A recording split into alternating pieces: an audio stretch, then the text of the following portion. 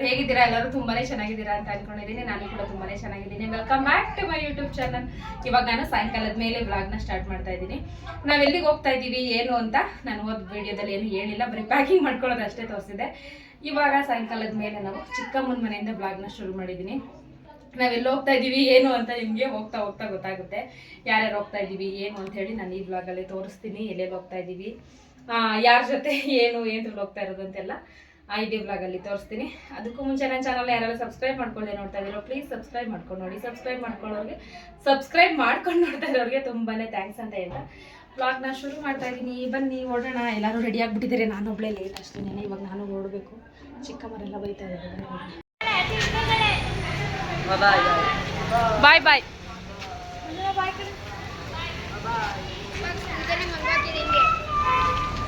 ನೋಡಿ, ನಾವೆಲ್ಲರೂ ಇವಾಗ ಮೆಜೆಸ್ಟಿಕ್ ಹತ್ರ ಬಂದು ಇಳಿದು ನಮ್ಮ ಬಸ್ಸು ಯಾವ ಕಡೆ ಇದೆ ಅಂತ ನೋಡೋಕ್ಕೂ ಅಂತ ಹೇಳಿ ಹೋಗ್ತಾ ಇದ್ದೀವಿ. ನಾವು ಬಸ್ ಇಳಿದಿದ ತಕ್ಷಣ ಸ್ವಲ್ಪ ಕನ್ಫ್ಯೂಸ್ ಆಯಿತು. ನಮಗೂ ಯಾವ ಕಡೆ ಹೋಗ್ಬೇಕಂತ ಗೊತ್ತಾಗಲಿಲ್ಲ. ಒಂದೊಂದು ಕಡೆ ಇರುತ್ತಲ್ವ, ಮೆಜೆಸ್ಟಿಕಲ್ಲಂತೂ ಎಲ್ಲ ಒಂದೇ ಕಡೆ ಇರೋದಿಲ್ಲ ಅಲ್ವಾ. ಹಾಗಾಗಿ ಯಾವ ಕಡೆ ಹೋಗ್ಬೇಕಂತ ಸ್ವಲ್ಪ ಕನ್ಫ್ಯೂಸ್ ಆಯಿತು ಸ್ಟಾರ್ಟಿಂಗಲ್ಲಿ. ನಾವು ಇಳಿದಿದ ತಕ್ಷಣ ಏನು ಮಾಡಿದ್ವಿ ಅಂದರೆ ಮೆಟ್ರೋ ಸ್ಟೇಷನ್ ಹತ್ರ ಹೋಗ್ಬಿಟ್ವಿ ಗೊತ್ತಾಗ್ದೇನೆ. ಆಮೇಲೆ ಗೊತ್ತಾಯಿತು ಯಾವ ಕಡೆ ಹೋಗಬೇಕು ಅಂತ ಏನು ಅಂತ ಹೇಳ್ಬಿಟ್ಟು ನಮ್ಮ ಮನೆಯವರು ಬೇಗ ಬೇಗ ಬನ್ನಿ ಟೈಮ್ ಆಗುತ್ತೆ ಅಂತ ಹೇಳ್ತಾಯಿದ್ರು. ನಾನು ಸ್ವಲ್ಪ ನಿಂತ್ಕೊಂಡು ಮೆಜೆಸ್ಟಿಕ್ಕನ್ನೆಲ್ಲ ನೋಡ್ತಾ ಇದ್ದೆ. ನನಗೆ ಏನಿಸ್ತು ಅಂದರೆ ಮಿಡ್ ನೈಟಲ್ಲಿ ಬಂದು ನೋಡಬೇಕು, ಅಂದರೆ ಮಧ್ಯರಾತ್ರಿಲಿ ಬಂದು ನೋಡಬೇಕು ಮೆಜೆಸ್ಟಿಕ್ ಯಾವ ರೀತಿ ಇರುತ್ತೆ ಅಂತ ಅನ್ನಿಸ್ತು. ಫೈನಲಾಗಿ ನಾವು ಯಾವ ರೂಟ್ ಹೋಗಬೇಕು ಆ ಕಡೆ ಬಸ್ ಹತ್ರ ಬಂದು ನಿಂತ್ಕೊಂಡಿದ್ವಿ.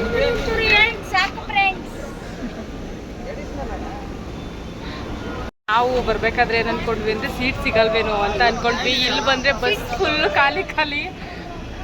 ರಕ್ಷಿಗೂ ಮತ್ತು ಏಮಂಗೆಲ್ಲ ಈ ಸ್ವಂತ ವೆಹಿಕಲ್ ಮಾಡ್ಕೊಂಬಂದಿರೋ ಥರ ಅನ್ಸ್ಬಿಟ್ಟಿದೆ. ಈ ಬಸ್ಸಲ್ಲೇ ಖಾಲಿ, ಅವರು ಯಾರೂ ಜನನೇ ಇಲ್ಲ. ಹೆಂಗೆ ಹೋಗೋದು, ವೆಯ್ಟ್ ಮಾಡೋಣ ಅಂತ ಹೇಳ್ತಾರೆ. ಒಂದು 10 ಸೀಟು ಇಲ್ಲ, ಬಸ್ ಫುಲ್ಲು ನಾವು ಅಷ್ಟೇ ಜನ ಇರೋದು. ನಾವು ಎಷ್ಟು ಸೀಟ್ ಇವಾಗ 7 ಜನ ಅಷ್ಟೇ ಇರೋದು. ಅದಕ್ಕೆ ಅವರು ಕಂಡಕ್ಟರ್ ನೋಡಿ ಸಿವಿಲ್ ಬಸ್ಗಳಲ್ಲಿ ಕರೀತಾರಲ್ಲ ಆ ರೀತಿ ಕರೀತಾ ಇದ್ದಾರೆ. ಆ ನಾರ್ಮಲ್ ಬಸ್ಗಳು ಹೋಗೋದು ತುಂಬಾ ಲೇಟು ಅಂತ ಹೇಳಿದ್ರು. ನಾವು ಫಸ್ಟ್ ಬಸ್ ಹತ್ತಿದ್ವಲ್ಲ, ಆ ಬಸ್ಸಲ್ಲಂತೂ ಯಾರೂ ಇರಲಿಲ್ಲ. ನಾವು ಇವಾಗ ಎಷ್ಟು ಜನ ಹೊರಟಿದ್ದೀವಿ ಅಂತ ನಿಮ್ಗೆ ಎಲ್ಲರಿಗೂ ಗೊತ್ತಾಗಿದೆ ಅಂತ ಅನಿಸುತ್ತೆ. ಅಷ್ಟು ಜನ ಮಾತ್ರನೇ ಇದ್ದಿದ್ದು. ಆಮೇಲೆ ಇಲ್ಲ, ಅದು ಸ್ವಲ್ಪ ಲೇಟ್ ಆಗುತ್ತೆ ಅಂತ ಹೇಳಿದ್ರು. ಆಮೇಲೆ ಇಲ್ಲ ಚಿಕ್ಕಮ್ಮರೆಲ್ಲ ಬೇಡ, ಬಸ್ಸು ಎಕ್ಸ್ಚೇಂಜ್ ಮಾಡಿಬಿಡೋಣ, ತುಂಬ ಲೇಟ್ ಆಗೋದು ಬೇಡ, ಆಮೇಲೆ ರಶ್ ಇರುತ್ತೇನೋ ಅಲ್ಲಿ ಅಂತ ನಮ್ಮದೊಂದು ಮೈಂಡ್ ಸೆಟ್ ಇತ್ತಲ್ವ. ಹಾಗಾಗಿ ನಾವೇನು ಮಾಡಿದ್ವಿ ಅಂದರೆ ಅಶ್ವಮೇಧ ಗಾಡಿಗೆ ಶಿಫ್ಟ್ ಆದ್ವಿ. ಇದು ಬೇಡ ಅಂತ ಹೇಳ್ಬಿಟ್ಟು.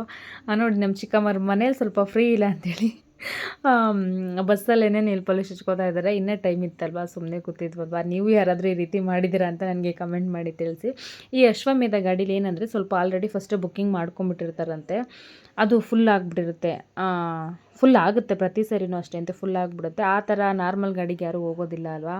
ಹಾಗಾಗಿ ನಮಗೆ ಯಾವ್ಯಾವ ಸೀಟು ಖಾಲಿ ಇದೆ ಅಂತ ನೋಡಿ ಕಂಡಕ್ಟ್ರು ಹೇಳ್ತಾಯಿದ್ರು, ಈ ಸೀಟಲ್ಲಿ ಕೂತ್ಕೊಳ್ಳಿ, ನಿಮಗೆ ಇಷ್ಟು ಸೀಟ್ ಖಾಲಿ ಸಿಗುತ್ತೆ ಅಂತ ಹೇಳ್ಬಿಟ್ಟು. ಬಸ್ನು ನಾರ್ಮಲಾಗಿ ಬುಕ್ ಮಾಡ್ಕೊಂಡು ಹೋಗ್ತಾರೆ ಅಂತ ನನಗೆ ಗೊತ್ತಿಲ್ಲ. ಫೈನಲಾಗಿ ನಾವು ರಾತ್ರಿ ಮನೆ ಬಿಟ್ಟಾಗ ನೈಟು ನಾವು ಬಸ್ ಹತ್ತಿದಾಗ ಟೈಮ್ ಬಂದು 10:30 10:45 ಅಂತ ಅನಿಸುತ್ತೆ. ನಮ್ಮ ಜರ್ನಿ ಸ್ಟಾರ್ಟ್ ಆಗಿದೆ ಇವಾಗ. ನೋಡಬೇಕು ಹೋಗೋವರೆಗೂ ಹೆಂಗಿರುತ್ತೆ ಏನು ಅಂತ ಗೊತ್ತಿಲ್ಲ. ಜೋರು ಮಳೆ ಬೇರೆ ಬಂತು. ನಾವು ಹೊರಟಿದ್ದ ತಕ್ಷಣವೇ ಮಳೆ ಬಂದುಬಿಡ್ತು.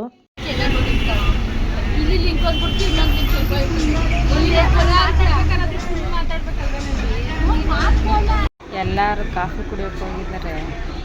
ಟೈಮ್ ಬಂದು 12:30. ನಾವು ನೋಡಿ ಕಾಫಿ ಕುಡಿಯೋದಕ್ಕೆ ಬ್ರೇಕ್ ನಿಲ್ಸಿದ್ರೆ ನಾವು ಮಧ್ಯರಾತ್ರಿ ಲಂಚ್ ತಿಂತಾ ಇದ್ದೀವಿ. ನಾವೇ ಇರಬೇಕು ಮಧ್ಯರಾತ್ರಿ ಲಂಚ್ ತಿಂತಾ ಇರಬೇಕು.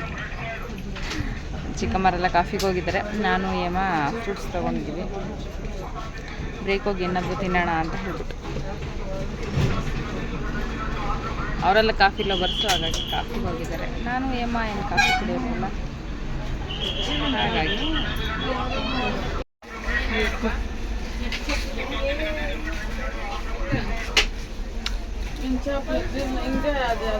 ಬಸ್ ಇಳಿದು ಬರಕ್ಕೆ ಮೂಡಿಲ್ಲ.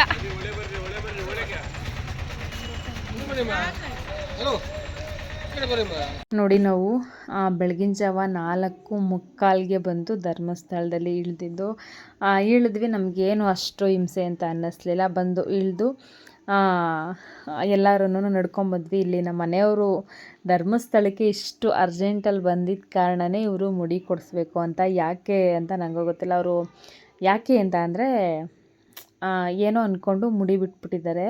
ಅವರು ಮುಡಿ ಬಿಟ್ಟಿದ್ದಾರೆ ಅಂತ ನನಗೂ ಗೊತ್ತಿರಲಿಲ್ಲ. ನಾನು ರೇಗಿಸ್ತಾ ಇದ್ದೆ, ಯಾಕೆ ಶೇವಿಂಗ್ ಮಾಡಿಸಲ್ವಾ ನೀವು ಅಂತ ಹೇಳ್ಬಿಟ್ಟು. ಆಮೇಲೆ ಇಲ್ಲ ನಾನು ಈ ರೀತಿ ಮುಡಿ ಬಿಟ್ಟಿದ್ದೀನಿ, ಹೋಗಲೇಬೇಕು ಅಂತ ಅಂದರು. ನಮಗೆ ಇನ್ನು ಒಂದು 15 ದಿನ ಏನೋ ಇದೆ ಅಷ್ಟೇನೆ. ಆಮೇಲೆ ತಂಗಿ ಪಾಪದು ನಾಮಕರಣ ಬೇರೆ ಇದೆ ಅಲ್ವಾ, ಹಾಗಾಗಿ ಇಲ್ಲ ಸಡನ್ನಾಗಿ ಹೋಗಬೇಕು ಅಂತ ಆವಾಗ ಪ್ಲ್ಯಾನ್ ಮಾಡಿಕೊಂಡು ಸಡನ್ನಾಗಿ ಎಲ್ಲರೂ ಹೊರಟಿದ್ದಷ್ಟೇನೆ. ನಂದೀಶ್ ಅವರು ಮುಡಿ ಕೊಡೋದಕ್ಕೆ ಅಂತ ಹೋದರು. ನಾವೆಲ್ಲರೂ ವೆಯ್ಟ್ ಮಾಡ್ತಾಯಿದ್ರಿ. ಚಿಕ್ಕಮ್ಮರಿಗೆ ಸ್ವಲ್ಪ ಕಾಫಿ ಕುಡಿಯೋಂಥ ಅಭ್ಯಾಸ ಇದೆ. ಅದು ನಮ್ಮ ರಾಜ ಆಂಟಿಗಂತೂ ಎದ್ದ ತಕ್ಷಣ ಕಾಫಿ ಬೇಕು. ಆಮೇಲೆ ಒಂದು ಸ್ವಲ್ಪ ಹೊತ್ತು ಓಡಾಡಿ ಎಲ್ಲ ಮಾಡಿ ಒಂದು 6:30 6:45 ಆಯಿತು. ಆಮೇಲೆ ಅವರೆಲ್ಲ ಕಾಫಿ ಕುಡಿದು ಒಂದು ಸ್ವಲ್ಪ ಹೊತ್ತು ಎಲ್ಲ ಓಡಾಡ್ತಾಯಿದ್ರು ತಮ್ಮ ಬರೋವರೆಗೂ. ಅವ್ರು ಬರೋದು ಸ್ವಲ್ಪ ಲೇಟ್ ಆಗಿಬಿಡ್ತು, ಯಾಕಂದರೆ 5 ಗಂಟೆಗೋ 5:30ಗೋ ಏನೋ ಓಪನ್ ಇರೋದು ಅಂತ ಹೇಳಿದ್ರು ಮುಡಿ ತೆಗ್ಸೋದಕ್ಕೆ. ಅವರು ಹೋಗಿ ಸ್ವಲ್ಪ ವೆಯ್ಟ್ ಮಾಡ್ತಾಯಿದ್ರು. ಆಮೇಲೆ ಮುಡಿ ಎಲ್ಲ ತೆಗೆಸ್ಕೊಂಡು ಅಲ್ಲೇ ಕರಿತಾ ಇರ್ತಾರೆ, ಹೊಳೆ ಹತ್ರ ಕರ್ಕೊಂಡು ಹೋಗ್ತೀವಿ ಬನ್ನಿ ಬನ್ನಿ ಅಂತ ಹೇಳಿಬಿಟ್ಟು. ಆ ವೆಹಿಕಲ್ಲು ನಾವೆಲ್ಲಿ ನಿಂತಿದ್ವೋ ಅಲ್ಲೇ ವೆಹಿಕಲ್ ಬಂತು. ಎಲ್ಲರೂ ಹೊಳೆ ಹತ್ರ ಸ್ನಾನಕ್ಕೆ ಹೋಗೋಣ, ರೂಮೆಲ್ಲ ಸಿಕ್ಕಾಪಟ್ಟೆ ಖಾಲಿ ಇತ್ತು. ನಾವಂತೂ ರೂಮ್ಗೆ ಹೋಗೋದು ಬೇಡ, ಹೊಳೆಯಲ್ಲೇ ಹೋಗಿ ಸ್ನಾನ ಮಾಡೋಣ ಅಂತ. ಜ್ಞಾನ ಆಂಟಿದಂತೂ ನಿಜ ಹೊಳೇಲಿ ಕರ್ಕೊಂಡೋಗಿ ನಿಜ ಸ್ನಾನ ಮಾಡಿಸೋದಕ್ಕಾಗಲ್ಲ. ನಮ್ಮ ಜ್ಞಾನ ಆಂಟಿ ಅಂತೂ ಫುಲ್ಲು ಇದು, ಅವ್ರು ಹೊಳೆ ಹತ್ರ ಬರ್ತಿರ್ಲಿಲ್ಲ, ನಾವು ಬಿಡ್ತಿರ್ಲಿಲ್ಲ, ಆ ಥರ ಹಿಂಸೆ ಆಗ್ತಾಯಿತ್ತು. ಹೊಳೆ ಅಲ್ಲಿಂದ ಏನೋ ಜಾಸ್ತಿ ಏನು ದೂರ ಇಲ್ಲ, ಆರಾಮಾಗಿ ಹೋಗ್ಬೋದು. ಒಬ್ರಿಗೆ 20 ರೂಪಾಯಿ ಏನೋ ತೊಗೊಂಡ್ರು ಅಂತ ಅನಿಸುತ್ತೆ. ನಮಗೆ ಒಂದು ಸೀಟ್ಗೆ 20 ರೂಪಾಯಿ ಏನೋ ತೊಗೊಂಡ್ರು. ಆರಾಮ್ಸೆ ಹೋಗಿ ಬರ್ಬೋದು. ನಮಗಂತೂ ನಿಜ ಏನೂ ಬೇಜಾರು ಅನಿಸ್ಲಿಲ್ಲ, ರಿಸ್ಕ್ ಅನಿಸ್ಲಿಲ್ಲ, ಏನೂ ಅನಿಸ್ಲಿಲ್ಲ. ಎಲ್ಲದಕ್ಕೂ ಫೆಸಿಲಿಟಿ ತುಂಬಾ ಚೆನ್ನಾಗಿದೆ ಧರ್ಮಸ್ಥಳದಲ್ಲಂತೂ. ಬಂದು ಇಲ್ಲಿ ಇಳಿದು ಆಮೇಲೆ ಎಲ್ಲರೂ ಹೊಳೆ ಹತ್ರ ಹೋಗೋಣ ಅಂತ ಹೇಳ್ಬಿಟ್ಟು ಹೊಳೆ ಹತ್ರ ಹೋದ್ವಿ. ಆದರೆ ಲಗೇಜ್ ಸ್ವಲ್ಪ ನಮ್ಮ ಹತ್ರನೇ ಕೈಲಿ ಹಿಡ್ಕೊಂಡು ಹೋಗಬೇಕು ಅಷ್ಟೇನೇನೆ, ಬೇರೆ ಏನೂ ಬೇಜಾರೇನಿಲ್ಲ. ದೇವಸ್ಥಾನದ ಹತ್ರ ಲಗೇಜ್ ಇಟ್ಕೊಳ್ಳೋದಕ್ಕೆ ಜಾಗ ಇದೆ, ಇಲ್ಲಿ ಲಗೇಜ್ ಇಟ್ಕೊಳ್ಳೋದಕ್ಕೆ ಜಾಗ ಇಲ್ಲ, ಹೊಳೆ ಹತ್ರ ಜಾಗ ಇಲ್ಲ. ನೋಡಿ ಎಲ್ಲರೂ ಸ್ನಾನ ಮುಗಿಸಿದ್ದೀವಿ. ಜ್ಞಾನ ಆಂಟಿನಂತೂ ಅವ್ರು ಬರಲ್ಲ ಅಂದರೂ ಬಿಟ್ಟಿಲ್ಲ, ಎಳ್ದು ನೀರು ಇದು ಸ್ನಾನ ಮಾಡಿಸಿ ಅವ್ರು ಬರಲ್ಲ ನನಗೆ ಬೇಡ ಅಂತ, ಇಲ್ಲ ಬನ್ನಿ ಉಯ್ಕೋಬೇಕು ಅಂತ ಫೈನಲ್ ಆಗಿ ಅವ್ರಿಗೆ ಸ್ನಾನ ಮಾಡಿಸಿ ಎಲ್ಲರೂ ರೆಡಿ ಆದ್ವಿ ಹೊಳೆ ಹತ್ರನೇ. ಅವಾಗಿನ್ನೂ ಬಿಸಿಲು ಬರ್ತಾಯಿತ್ತು. ಎಲ್ಲರೂ ರೆಡಿಯಾಗಿ ಈ ಕಡೆ ಬಂದಿದ ತಕ್ಷಣ ಅಲ್ಲೂ ಆಟೋನೇ, ಅವರೇ ಕರಿತಾಯಿದ್ರು ಆಟೋ ಅಂತ ಹೇಳಿಬಿಟ್ಟು. ಎಲ್ಲರೂ ಬಂದು ಆಟೋ ಹೊತ್ಕೊಂಡು ದೇವಸ್ಥಾನದ ಹತ್ರ ಬಂದಿದ ತಕ್ಷಣ ಅಲ್ಲಿ ಲಗೇಜ್ ರೂಮ್ ಇತ್ತು. ಆರಾಮ್ಸಾಗಿ ಲಗೇಜನ್ನೆಲ್ಲ ಇಟ್ಟು ಆಮೇಲೆ ದರ್ಶನಕ್ಕೆ ಅಂತ ಹೇಳ್ಬಿಟ್ಟು ಹೊರಟ್ವಿ. ದರ್ಶನಕ್ಕೆ ಹೋಗ್ಬೇಕಾದ್ರೂ ನಾವು ಹಂಗೆ ಅಂದ್ಕೊಂಡ್ವಿ ತುಂಬ ಲೇಟ್ ಆಗಿಬಿಡುತ್ತೇನೋ ಅಂತ ಹೇಳ್ಬಿಟ್ಟು. ಏನೂ ಲೇಟ್ ಆಗಲಿಲ್ಲ, ಆರಾಮ್ಸಾಗಿ ದರ್ಶನ ಆಯಿತು. ಎಲ್ಲೂ ನೀವು ನಿಂತ್ಕೊಳ್ಳೇ ಇಲ್ಲ, ಸ್ವಲ್ಪ ದೂರ ನಡ್ಕೊಂಡು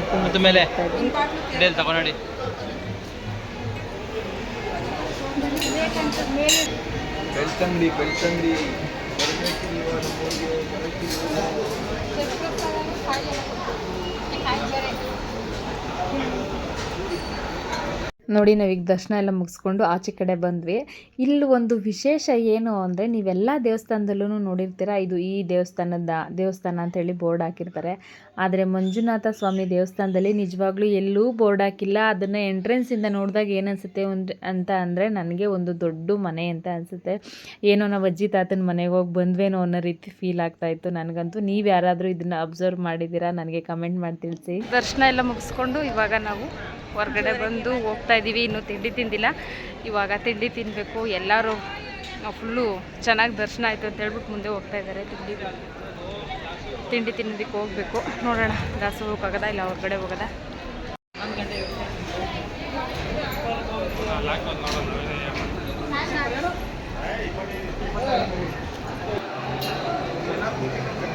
ದರ್ಶನ ಎಲ್ಲ ಮುಗಿಸಿ ಇವಾಗ ಪ್ರಸಾದಕ್ಕಂತ ಬಂದಿದ್ದೀವಿ. ಏಮಂಗೆ ಫುಲ್ಲು ಸುಸ್ತಾಗ್ಬಿಟ್ಟಿದ್ಯಂತೆ, ಯಾಕಂದರೆ ಅವಳು ನಿನ್ನೆ ಸಾಯಂಕಾಲ ಮನೇಲಿ ಊಟ ಮಾಡಿರೋದು, ನೈಟು ಏನೂ ತಿನ್ನಲಿಲ್ಲ, ಬರೀ ಬಿಸ್ಕೆಟ್ ತಿನ್ಕೊಂಡು ಹಂಗೆ ಬಂದ್ಬಿಟ್ಲು. ಫುಲ್ಲು ಟಯರ್ಡ್ ಆಗಿಬಿಟ್ಟಿದೆ ನಮಗಂತೂ. ಇವಾಗ ಪ್ರಸಾದಕ್ಕಂತ ಹೇಳಿ ಬಂದಿದ್ದೀವಿ. ಟೈಮ್ ಬಂದು 10:30. ಇವಾಗ ಇಲ್ಲಿ ಪ್ರಸಾದ ಕೊಡ್ತಾ ಇದ್ದಾರಂತೆ, ಅದಕ್ಕೆ ಪ್ರಸಾದ ಮುಗಿಸ್ಕೊಂಡು ಹಂಗೆ ಹೋಗೋಣ, ಹೋಟ್ಲಿಗೆ ಏನು ಹೋಗೋದು ಬೇಡ ಅಂತ ಹೇಳ್ಬಿಟ್ಟು ಪ್ರಸಾದಕ್ಕೆ ಹೋಗೋದಕ್ಕೆ ಬಂದಿದ್ದೀವಿ. ಫುಲ್ ರಶಲ್ಲೇ ಮಣ, ಇನ್ನೂ ಓಪನ್ ಆಗಿಲ್ಲ, 10:30 ಓಪನ್ನು.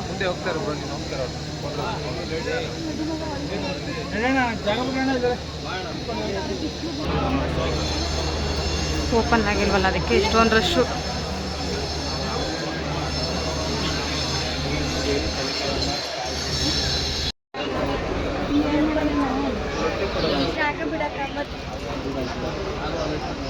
ಅದು ರಾಜ ಅಂಟಿದ್ದು ಇದರಲ್ಲಿ ಇರ್ಬೇಕು ಲಾಡು.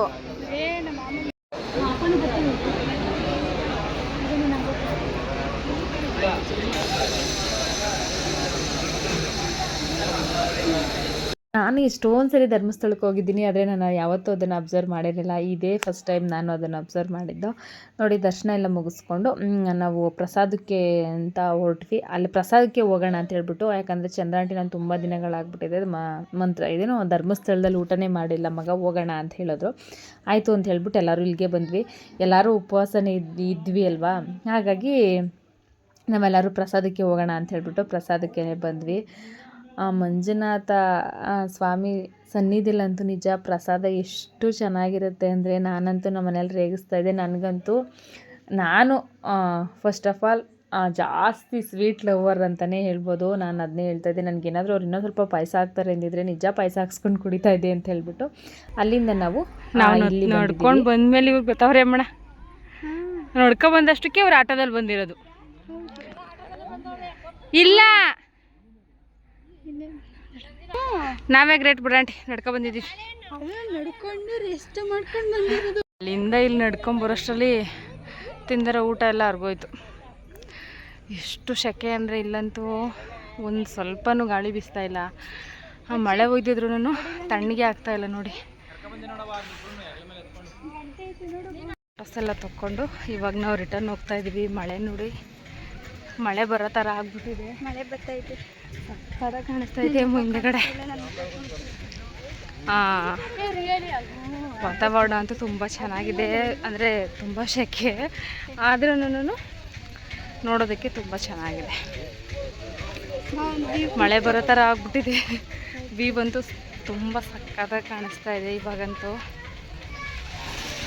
ನಾನು ಏಮು ಸ್ವಲ್ಪ ರೀಲ್ಸ್ ಮಾಡಿಕೊಂಡು ಹಿಂದೆ ನಿಂತ್ಕೊಂಡ್ಬಿಟ್ವಾ.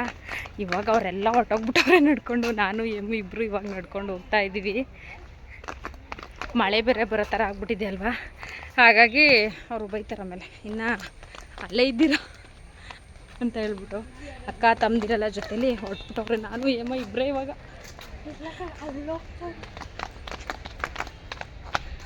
ಹತ್ಬೇಕಾರಂತೂ ಫುಲ್ಲು ಸುಸ್ತಾಗ್ಬಿಡ್ತು. ಮೆಟ್ಲು ತುಂಬ ಜಾಸ್ತಿ ಇದೆ ಇಲ್ಲಿ. ಇವಾಗ ಇಳಿಬೇಕಂದ್ರೆ ಏನು ಅನಿಸ್ತಾ ಇಲ್ಲ. ಆವಾಗಲೂ ಸ್ವಲ್ಪ ಚಿಕ್ಕಮ್ಮ ಹಂಗೂ ನಡ್ಕೊಂಬರ್ಲಿಲ್ಲ, ಅವ್ರು ಆಮೇಲೆ ಆಟೋಗೆ ಬಂದರು ಅಂತ ಹೇಳಿದ್ನಲ್ವ ಆವಾಗಲೇ. ಇವಾಗ ನಾವು ಅದಕ್ಕೆ ಅವ್ರನ್ನ ಫಾಲೋ ಮಾಡ್ಕೊಂಡು ನಿಧಾನಕ್ಕೆ ಹೋಗ್ತಾ ಇದ್ದೀವಿ.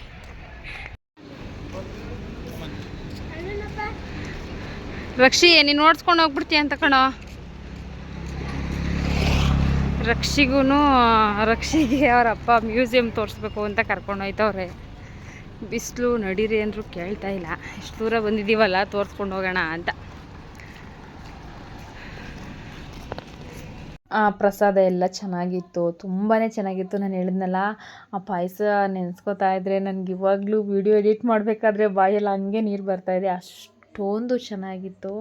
ಅಲ್ಲಿ ಪ್ರಸಾದ ಹೇಳಿಲ್ವ, ನೀವು ಯಾವುದೇ ಕಾರಣಕ್ಕೂ ಎಷ್ಟೇ ದುಡ್ಡು ಕೊಟ್ಟು ಊಟ ಮಾಡಿದ್ರೂ ಆ ಟೇಸ್ಟು ಬರೋದಿಲ್ಲ. ದಯವಿಟ್ಟು ಮಂತ್ರಾಲಯ ಅಂತೀನಿ, ಯಾವುದೇ ದೇವಸ್ಥಾನಕ್ಕೆ ಹೋದ್ರೂ ಫಸ್ಟು ದೇವ್ರ ಸನ್ನಿಧಿಲಿ ಸಿಗುವಂಥ ಪ್ರಸಾದನ ಫಸ್ಟು ನೀವು ತಿನ್ನಿ. ಆಮೇಲೆ ಹೊರಗಡೆ ಯಾವತ್ತಿದ್ರೂ ತಿನ್ನೋದಿದ್ದಿದೆ ಅಲ್ವಾ, ಹಾಗಾಗಿ ದೇವಸ್ಥಾನಗಳಿಗೆ ಹೋದಾಗ ಯಾರೂ ಪ್ರಸಾದನ ಮಾತ್ರ ಮಿಸ್ ಮಾಡ್ಕೋಬೇಡಿ. ಇಲ್ಲಿ ಕರ್ಕೊಂಬಂದು ತೋರಿಸ್ಲೇಬೇಕು ರಕ್ಷಿಗೆ ಏನೇನಿದೆ ಅಂತ ಹೇಳ್ಬಿಟ್ಟು. ನಮ್ಮ ಮನೆಯವ್ರದ್ದು ಒಂದೇ ಆಟ. ಆಮೇಲೆ ಚಿಕ್ಕಮ್ಮವರೆಲ್ಲ ನಮ್ಗೆ ತುಂಬ ಕಾಲು ನೋವು ಬಂದುಬಿಟ್ಟಿದೆ, ನಾವು ಬರೋದಕ್ಕಾಗಲ್ಲ, ನೀವು ಹೋಗಿ ಅಂತ ಹೇಳಿದ್ರು. ನಾನು ಸ್ಟಾರ್ಟಿಂಗಲ್ಲಿ ಹಂಗೆ ಅಂದ್ಕೊಂಡೆ, ಇಲ್ಲಿ ಹೋಗಿಲ್ಲ ಅಂದರೆ ನಿಜ ಇದನ್ನೆಲ್ಲ ತುಂಬಾ ಮಿಸ್ ಮಾಡ್ಕೋತಾ ಇದ್ದೆ ನಾನು. ಇಲ್ಲಿ ಒಂದ್ಸರಿ ನಿಮ್ಮ ಮಕ್ಳುಗಳನ್ನ ಕರ್ಕೊಂಬಂದರೆ ನಿಜವಾಗ್ಲೂ ಕರ್ಕೊಂಡೋಗಿ ತೋರಿಸಿ. ಆವಾಗಿನ ಕಾಲದ್ದೆಲ್ಲನೂ ಅವರು ಸಂಗ್ರಹ ಮಾಡಿ ಇಟ್ಟಿದ್ದಾರೆ. ನಿಜ ನೋಡೋದಕ್ಕೆ 2 ಕಣ್ಣು ಸಾಲ್ತಾ ಇರಲಿಲ್ಲ. ಕ್ಯಾಮ್ರಾ ಆಗಿರ್ಬೋದು, ಫೋನ್ ಆಗಿರ್ಬೋದು, ಮತ್ತು ಹಳೆ ಟೇಪ್ ರಿಕಾರ್ಡ್ಗಳಾಗಿರ್ಬೋದು, ಮತ್ತು ರಾಜರುಗಳು ಯೂಸ್ ಮಾಡ್ತಾ ಇರುವಂಥ ದೀಪಗಳು, ಅವ್ರು ಹಾಕ್ತಿರುವಂಥ ಬಟ್ಟೆ, ಅವರು ಯೂಸ್ ಮಾಡ್ತಾ ರೆಡಿ ಆಗೋದಕ್ಕೆ ಯೂಸ್ ಮಾಡ್ತಿರಲ್ಲ ಆ ಥರ ಕನ್ನಡಿ, ಒಂದಕ್ಕಿಂತ ಒಂದು ಚೆನ್ನಾಗಿತ್ತು. ಅಲ್ಲಿ ಇಂಥದ್ದಿಲ್ಲ ಅನ್ನಂಗಿಲ್ಲ, ಪ್ರತಿಯೊಂದು ಚೆನ್ನಾಗಿದೆ. ಅಷ್ಟೊಂದೆಲ್ಲ ಓಡಾಡಿದ್ವಿ ಅಂತ ನಮಗೆ ನಿಜ ಅನ್ನಿಸ್ಲಿಲ್ಲ, ಅಷ್ಟೊಂದು ಚೆನ್ನಾಗಿತ್ತು. ಇಲ್ಲಂತೂ ನೀವು ಯಾರಾದರೂ ಅಲ್ಲಿಗೆ ಹೋದಾಗ ಮಕ್ಕಳನ್ನ ಕರ್ಕೊಂಡೋಗಿ ಒಂದ್ಸರಿ ಇಲ್ಲಿ ತೋರಿಸಿ ನೋಡಿ. ದರ್ಶನ ಎಲ್ಲ ಮುಗಿಸಿ ಇವಾಗ ಬಸ್ಸಲ್ಲಿ ಕೂತಿದ್ದೀವಿ. ರಕ್ಷಿಣಿ ಅಮ್ಮ ಐಸ್ ಕ್ರೀಮ್ ತೊಗೊಬರಕ್ಕೆ ಹೋಗಿದ್ದಾರೆ. ತುಂಬಾ ಬಿಸಿಲು ಇಲ್ಲಂತೂ ನೋಡ್ತಾ ಇರ್ಬೋದು, ಎಷ್ಟು ಸೆಕೆ ಅಂದರೆ ಸಿಕ್ಕಾಬಿಟ್ಟೆ ಬಿಸಿಲು. ಇವಾಗ ಚಿಕ್ಕಮ್ಮರಿಗೆಲ್ಲ ಟೀ ಬೇಕು, ಅದಕ್ಕೆ ಅವ್ರು ಹೋಗಿದ್ದಾರೆ. ಟೀ ಕುಡ್ಕೊಂಬರ್ತೀವಿ ಅಂತ. ರಕ್ಷಿ ಐಸ್ ಕ್ರೀಮ್ ತೊಗೊಬರ್ತೀನಿ ಅಂದ್ಬಿಟ್ಟು ರಕ್ಷಿ ಅಮ್ಮ ಇಬ್ಬರು ಹೋಗಿದ್ದಾರೆ. ಯಪ್ಪ ಎಷ್ಟು ಮಳೆ ಹೋಗಿದ್ರು ಇಲ್ಲಂದ್ರೆ ತಣ್ಣಗಾಗೋದೇ ಇಲ್ಲ ಅನ್ಸುತ್ತೆ. ನನ್ನ ಮಗ ನೋಡಿ ಐಸ್ ಕ್ರೀಮ್ ತಂದ್ಕೊಟ್ಟಿದ್ದೀನಿ. ಏಮಕ್ಕ ಇಲ್ಲ ರಕ್ಷಿ ಗೊತ್ತಿಲ್ಲ. ಏಮಕ್ಕ ನಿನ್ನ ಜೊತೆ ತಾನೇ ಬಂದಿದ್ದು? ಹಾಂ ಅಲ್ಲೇ ಯಾಕೆ ಬಿಟ್ಟು ಬಂದೆ? ಬರಲಿಲ್ಲ ಅವಳು, ಅದಕ್ಕೆ ಅಲ್ಲೇ ಬಿಟ್ಟು ಬರ್ತಾರೆ. ಟೀ ಕುಡಿತಾವಳ ಅಕ್ಕ. ನಾನು ಈ ಬಿಸಿಲಿಗೆ ಯಾವ ಐಸ್ ಕ್ರೀಮ್ ಕುಡಿದ್ರೂ ಇಲ್ಲ, ಯಾವ ಜ್ಯೂಸ್ ಕುಡಿದ್ರೂ ಇಲ್ಲ. ಅಪ್ಪ ನಾವು ಎಲ್ಲರೂ ಓಡಾಡ್ಕೊಂಡು ಬರೋಷ್ಟರಲ್ಲಿ ಚಿಕ್ಕಮ್ಮರಂತೂ ನಮ್ಮ ಕೈಲಿ ಆಗಲ್ಲ ಅಂಥೇಳಿ ಎಲ್ಲ ಕೂತ್ಕೊಂಡ್ಬಿಟ್ಟಿದ್ರಲ್ವ. ನಮಗೂ ಸುಸ್ತಾಗ್ತಾಯಿತ್ತು. ಅದಕ್ಕೆ ಇನ್ನೆಲ್ಲೂ ಕೂತ್ಕೊಳ್ಳೋದು ಬೇಡ, ಇವಾಗ ಬಸ್ ಹತ್ಬಿಡೋಣ ನಾವು ರಿಟರ್ನ್ ಹೋಗೋದಕ್ಕೆ. ಅಲ್ಲಿ ಒಂದು 11-12 ಗಂಟೆಗೆಲ್ಲ ರೀಚ್ ಆಗಿಬಿಡ್ತೀವಿ ಮನೇನ ಅಂತ ಅಂದ್ಕೊಂಡು ಪ್ಲ್ಯಾನ್ ಮಾಡಿಕೊಂಡು ನಾವು ಕುಕ್ಕೆಗೆ ಹೋಗಲಿಲ್ಲ. ಕುಕ್ಕೆನ ಕ್ಯಾನ್ಸಲ್ ಮಾಡಿಬಿಟ್ವಿ. ಇನ್ನೂ ಒಂದು ಸರಿ ಯಾವಾಗಾದರೂ ಬಂದರೆ ಹೋದ್ರಾಯ್ತು ಅಂತ ಹೇಳಿಬಿಟ್ಟು, ಯಾಕಂದರೆ ಗಡಿಬಿಡಿಲಿ ಬಂದಿದ್ವಲ್ವ, ಹಾಗಾಗಿ ಹೊರಟ್ಬಿಡೋಣ. ಜಾಸ್ತಿ ನೆಗ್ಲೆಕ್ಟ್ ಮಾಡೋದು ಬೇಡ, ಮಕ್ಕಳೆಲ್ಲ ಇದ್ದಾರೆ. ತುಂಬ ಲೇಟ್ ಆದರೆ ನಾವು ಮನೆಗೆ ಹೋಗಿ ತಲುಪೋದನ್ನು ಲೇಟ್ ಆಗಿಬಿಡುತ್ತೆ. ತುಂಬ ಮಧ್ಯರಾತ್ರಿನೂ ಹೋಗೋದು ಬೇಡ ಅಂತ ಹೇಳಿಬಿಟ್ಟು ಕುಕ್ಕೆಗೆ ಹೋಗಲಿಲ್ಲ, ಅದನ್ನು ಕ್ಯಾನ್ಸಲ್ ಮಾಡಿ ಹೊರಟ್ಬಿಟ್ವಿ. ನಿಜ ಬರಬೇಕಾದ್ರೆ ನಮಗೆ ಹೋಗ್ಬೇಕಾದ್ರೆ ಏನೂ ಅನ್ನಿಸ್ಲಿಲ್ಲ, ಯಾಕಂದರೆ ನೈಟ್ ಜರ್ನಿ ಅಲ್ವಾ. ನೈಟ್ ಜರ್ನಿ ಮಾಡಿಬಿಟ್ವಿ. ಇಲ್ಲಿ ನೋಡಿ ನನಗೆ ಬರಬೇಕಾದ್ರೆ ಎಷ್ಟು ಭಯ ಆಗ್ತಾಯಿತ್ತು ಅಂದರೆ, ಈ ಹೊಳೆ ನಮ್ಮ ಪಕ್ಕನೇ ಎಷ್ಟು ಜೋರಾಗಿ ಹೋಗ್ತಾಯಿತ್ತು ಗೊತ್ತಾ. ಫೋನಲ್ಲಿ ಅದು ಏನೂ ಗೊತ್ತಾಗ್ತಾಯಿಲ್ಲ. ರಿಯಲಾಗಿ ನೋಡಿದಾಗ ನನಗೆ ಒಂದು ನಿಮಿಷ ಹೆಂಗಾಗ್ತಾಯಿತ್ತು ಅಂದರೆ, ನಾವು ಮನೆಗೆ ಹೋಗಲ್ವಪ್ಪ ದೇವರೇ ಮಂಜುನಾಥ ಸ್ವಾಮಿ ಅಂತ ಅನ್ನಿಸ್ತಾಯಿತ್ತು. ಅಷ್ಟು ಭಯ ಆಗ್ತಾಯಿತ್ತು. ನಾವು ಇಲ್ಲಿ ರೋಡಲ್ಲಿ ಹೋಗ್ತಾ ಇದ್ದೀವಿ ಅಂದರೆ ಪಕ್ಕದಲ್ಲೇ ಹೊಳೆ. ನಮಗೆ ಎಷ್ಟು ಅದು ಇದಾಗಿ ಕಾಣಿಸ್ತಾ ಇತ್ತು ಅಂದರೆ, ಆ ಹೊಳೆಗೂ ನಮಗೂ ಜಾಸ್ತಿ ದೂರನೇ ಇಲ್ಲ. ಅಲ್ಲಿ ಬೆಟ್ಟಗಳು ಗುಡ್ಡಗಳೆಲ್ಲ ಕುಸಿತಾ ಇರುತ್ತೆ ಅಂತ ಹೇಳ್ತಾ ಇದ್ರಲ್ವ. ಎಷ್ಟೊಂದು ಜನಕ್ಕೆ ಹಿಂಸೆ ಪಾಪ. ನಿಜ ಅಲ್ಲಿ ಬದುಕ್ತಾ ಇರೋರು ತುಂಬಾ ಗ್ರೇಟು. ಅವರು ಹೇಳ್ತಾ ಇಲ್ವಾ, ನಮ್ಮ ಥರ ಅಲ್ಲ ಬಿಡಿ ಅವ್ರ ಜೀವನ, ಯಾವಾಗ ಏನಾಗುತ್ತೆ ಅಂತ ಅವ್ರಿಗೇ ಗೊತ್ತಿರಲ್ಲ ಅಲ್ವಾ. ಈಗ ವಯನಾಡಲ್ಲೆಲ್ಲ ಆಗಿರೋದನ್ನು ನೋಡಿ ಎಷ್ಟು ಬೇಜಾರಾಗ್ತಿದೆ ಅಂದರೆ, ಮನುಷ್ಯ ಏನೇನೋ ಬೇಕು, ನನಗೆ ಅದು ಬೇಕು ಇದು ಬೇಕು, ಅವ್ರ ಮೇಲೆ ದ್ವೇಷ ಸಾಧಿಸ್ಬೇಕು ಅಂತ ಎಲ್ಲ ಹೇಳ್ತಾರೆ. ಅದೆಲ್ಲ ಕ್ಷಣಿಕ. ಯಾರು ಏನೇ ಅಂದ್ರೂ ನಿಮಗೆ ಅವ್ರನ್ನ ಮಾತಾಡಿಸ್ಬೇಕು ಅಂತ ಮನಸ್ಪೂರ್ವಕವಾಗಿ ಅನಿಸಿದ್ರೆ ಆರಾಮ್ಸಾಗಿ ಮಾತಾಡಿಸಿ. ಇವಾಗಿದ್ದವರು ಇನ್ನೊಂದು ನಿಮಿಷಕ್ಕಿರೋದಿಲ್ಲ. ದ್ವೇಷನ ಯಾರ ಮೇಲೂ ಯಾವುದೇ ಕಾರಣಕ್ಕೂ ಸಾಧಿಸ್ಬೇಕು. ಇಲ್ಲಿ ಇವ್ರನ್ನ ನೋಡಿದಾಗ ನಿಜ ನನಗೆ ಅನ್ನಿಸ್ತು ಆ ಪ್ಲೇಸ್ಗೆ ಹೋದಾಗ. ಯಾಕಂದರೆ ನಾನು ಹೇಳಿದ್ನಲ್ಲ ಆವಾಗಲೇ ವಯನಾಡಲ್ಲಿ ಆಗಿದ್ದನ್ನೆಲ್ಲ ನೆನೆಸ್ಕೊಂಡ್ರೆ ತುಂಬಾ ಬೇಜಾರಾಗುತ್ತೆ ಇವಾಗ್ಲೂ ಅಷ್ಟೇನೇ. ಇಲ್ಲಿರೋರ್ಗೂ ತುಂಬಾ ಕಷ್ಟ ಬಿಡಿ. ಯಾವಾಗ ಏನಾಗುತ್ತೋ ಏನೋ. ಆಮೇಲೆ ಅಲ್ಲಿರೋ ಮನೆಗಳನ್ನು ನೋಡಬೇಕಿತ್ತು. ಮಳೆ ಎಲ್ಲಂದರೆ ಯಾವಾಗಂದ್ರೆ ಅವಾಗ ಮಳೆ ಬರುತ್ತೆ. ಆ ಮನೆಗಳಲ್ಲಿ ಮೇಲೆಲ್ಲ ಎಷ್ಟೆಷ್ಟು ದೊಡ್ಡ ಗಿಡಗಳು ಬೆಳ್ಕೊಂಡಿತ್ತು ಗೊತ್ತಾ. ವೀಡಿಯೋಸ್ ಮಾಡೋದು ನಾನು ಮರ್ತೋಗ್ಬಿಟ್ಟೆ ಅಲ್ಲಿ ಆ ಜಾಗದಲ್ಲಂತೂ. ನೋಡಿ ನಾವು ಬರಬೇಕಾದ್ರೆ ಟೈಮ್ ಎಷ್ಟು ಗೊತ್ತಾ, 3:45 ಆಗಿತ್ತು ಅಂತ ಅನಿಸುತ್ತೆ. ಅಷ್ಟೊದಕ್ಕೆ ಮಂಜೆಲ್ಲ ಕವ್ಕೊಂಡ್ಬಿಟ್ಟಿದೆ. ಸಿಕ್ಕಾಪಟ್ಟೆ ಮಳೆ ಬೇರೆ ಬರ್ತಾಯಿತ್ತು. ಆ ಮಳೆ ಬರ್ತಾ ಇರೋದಕ್ಕೂ ಮಂಜೆಲ್ಲ ಕವಿದ್ಬಿಟ್ಟಿದ್ದಕ್ಕೂ ಮತ್ತು ಅಲ್ಲಿ ಪಕ್ಕದಲ್ಲಿ ಹೊಳೆ ಹೋಗ್ತಾ ಇತ್ತಲ್ಲ ಅದಕ್ಕೂ ನಮಗಂತೂ ಈ ಘಾಟ್ ಸೆಕ್ಷನ್ ಎಷ್ಟು ಬೇಗ ಮುಗ್ದೋಗ್ಬಿಡುತ್ತಪ್ಪ ಅಂತ ಅನ್ನಿಸ್ತಾಯಿತ್ತು. ನಾನು ಸ್ವಲ್ಪ ಎಲ್ಲರನ್ನೂ ದ್ವೇಷ ಮಾಡೋದು ಕಮ್ಮಿನೇ. ಆದಷ್ಟು ಎಲ್ಲರ ಜೊತೆ ಬೇಗ ಮಿಂಗಲ್ ಆಗಿಬಿಡ್ತೀನಿ.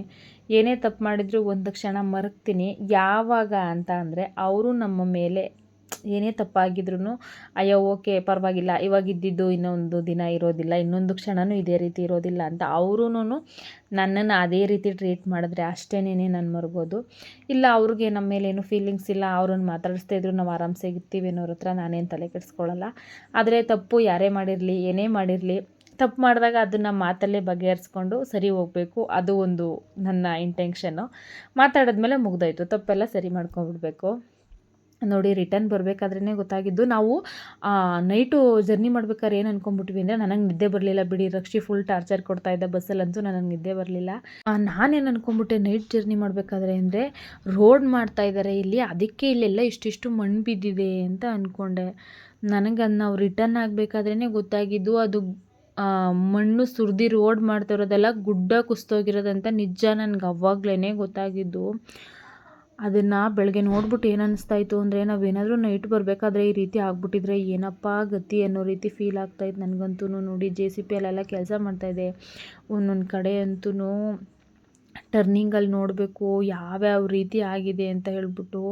ಪಾಪ ನೈಟಲ್ಲಿ ನಿಜವಾಗ್ಲೂ ಗಾಡಿ ಓಡಿಸೋರು ತುಂಬಾ ಗ್ರೇಟು. ಇಲ್ಲಿ ನೋಡಿ ಯಾವ ರೀತಿ ಗುಡ್ಡ ಕುಸ್ತಿದೆ ಅಂತ ಹೇಳ್ಬಿಟ್ಟು.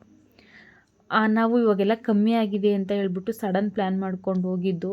ಆದರೆ ಅಲ್ಲಿ ರೋಡ್ ಸೈಡಲ್ಲಿ ನೋಡ್ತಾ ಇದ್ದರೆ ಎಷ್ಟು ಭಯ ಆಗ್ತಾಯಿತ್ತು ಗೊತ್ತಾ. ಪಾಪ ಈಗ ಧರ್ಮಸ್ಥಳ ಕಡೆ ಹೋಗೋ ಗಾಡಿಗಳೆಲ್ಲ ಜಾಸ್ತಿ ನೈಟ್ ಆ ಟೈಮೇನೆ ಜರ್ನಿ ಮಾಡುವಂಥದ್ದು. ಪಾಪ ಅವ್ರಿಗೆಲ್ಲ ಈ ರೀತಿ ಆದಾಗ ಇಲ್ಲಿ ನೋಡಿ ನೋಡ್ತಾ ಇದ್ದೀರಾ ನಮ್ಮ ಎದುರುಗಡೆ ಯಾವ ರೀತಿ ಇದೆ ಅಂತ. ಅವಾಗೆಲ್ಲ ಪಾಪ ಅವರು ಯಾವ ರೀತಿ ಜರ್ನಿ ಮಾಡ್ತಾರೋ ಏನೋ, ಈ ರೀತಿ ಆದಾಗ ಅವ್ರು ಹೆಂಗೆ ಮಾಡ್ತಾರೆ ಏನು ಅಂತಲೇ ಗೊತ್ತಿಲ್ಲ. ನಾವು ಹೋದಾಗ್ಲೂ ಆ ಗುಡ್ಡ ಕುಸ್ತೋಗಿತ್ತಲ್ಲ, ಅಲ್ಲೆಲ್ಲ ಸ್ವಲ್ಪ ಇನ್ನು ಅದನ್ನೆಲ್ಲ ಎತ್ತೋದು, ಮಣ್ಣನ್ನೆಲ್ಲ ಸೈಡ್ಗೆ ಹಾಕೋದು, ಈ ರೀತಿ ಮಾಡ್ತಾನೆ ಇದ್ರು. ನೋಡಿ ಏನೇ ಅಡೆತಡೆಗಳು ಬಂದ್ರೂ ಮನುಷ್ಯ ಮುಂದೆ ಹೋಗಲೇಬೇಕು ಅನ್ನೋದಕ್ಕೆ ಇದೇ ಉದಾಹರಣೆ ಅಲ್ವಾ. ನೋಡಿ ಗುಡ್ಡ ಕುಸಿತಾ ಇದೆ, ರೋಡ್ ಸರಿ ಮಾಡ್ತಾ ಇದ್ದಾರೆ, ಮತ್ತು ನಮ್ಮ ದಾರಿ ಮುಂದಕ್ಕೆ ಸಾಗ್ತಾನೆ ಇದೆ. ಜೀವನನೂ ಇಷ್ಟೇ, ಏನೇ ಸಮಸ್ಯೆಗಳು ಬಂದ್ರೂ ಅದನ್ನೆಲ್ಲ ಎದುರಿಸಿ ನಾವು ಮುಂದೆ ಹೋಗಲೇಬೇಕು ಅಲ್ವಾ.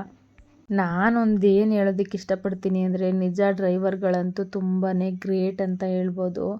ಪಾಪ ಅವ್ರಿಗೆ ಯಾವಾಗ ಏನಾಗುತ್ತೆ ಅಂತಲೇ ಗೊತ್ತಿಲ್ಲ, ಆದರೂ ಅವರ ಕೆಲಸ ಮಾಡ್ತಾನೆ ಇರಬೇಕಲ್ವ. ಡ್ರೈವಿಂಗ್ ಲೈಫ್ ಅಂತೂ ತುಂಬಾ ಕಷ್ಟ. ಅವ್ರಿಗೆ ನಿಜವಾಗ್ಲೂ ತುಂಬ ತುಂಬ ತುಂಬ ಧನ್ಯವಾದಗಳನ್ನ ತಿಳಿಸ್ತೀನಿ. ನೋಡಿ ಇವಾಗ ಫೈನಲಾಗಿ ಮನೆಗೆ ಬಂದಿದ್ದೀವಿ. ಟೈಮ್ ಬಂದು 11:15 ಆಗಿದೆ ಅಂತ ಅನಿಸುತ್ತೆ. ಆರಾಮ್ಸಾಗಿ ಹೋಗಿ ಬಂದು ಇವಾಗ ಡ್ರೆಸ್ ಎಲ್ಲ ಚೇಂಜ್ ಮಾಡಿದ್ದಾಯಿತು. ಚಿಕ್ಕಮ್ಮರೆಲ್ಲ ಟೀ ಕುಡಿಬೇಕು, ಅವ್ರಿಗೆ ಟೀ ಕುಡಿಯೋ ಅಭ್ಯಾಸ ಇದೆ. ಬೆಳಗ್ಗೆಯಿಂದನೂ ಅವರು ಟೀ ಕುಡಿದಿರಲಿಲ್ಲ ಅಲ್ವಾ, ಹಾಗಾಗಿ ಇವಾಗ ನಾವು ಟೀ ಕುಡಿಬೇಕು ಅಂತೇಳಿ ಅವ್ರು ಟೀ ಕುಡಿತಾ ಇದ್ದಾರೆ. ಮುಖ ಎಲ್ಲ ಫುಲ್ಲು ಬ್ಲ್ಯಾಕ್ ಆಗಿಬಿಟ್ಟಿದೆ. ಸ್ವಲ್ಪ ನೀಟಾಗಿ ಮುಖ ತೊಳ್ಕೊಂಡು ಇವಾಗ ಎಷ್ಟು ಚೆನ್ನಾಗಿ ನಿದ್ದೆ ಮಾಡೋದು ಅಷ್ಟೇ. ನೆನ್ನೆ ಬೆಳಗ್ಗೆ ಬೇಗ ಹೊರಡಬೇಕು, ರಕ್ಷಿಗೆ ಸ್ಕೂಲ್ ಇದೆಯಲ್ವ, ಹಾಗಾಗಿ ಅವನನ್ನು ಸ್ಕೂಲಿಗೆ ಬಿಡಬೇಕಲ್ಲ, ಬೆಳಗ್ಗೆ ಬೇಗ ಹೋಗೋಣ ಅಂತ ಅಂದ್ಕೊಂಡಿದ್ದೀವಿ. ನೋಡೋಣ.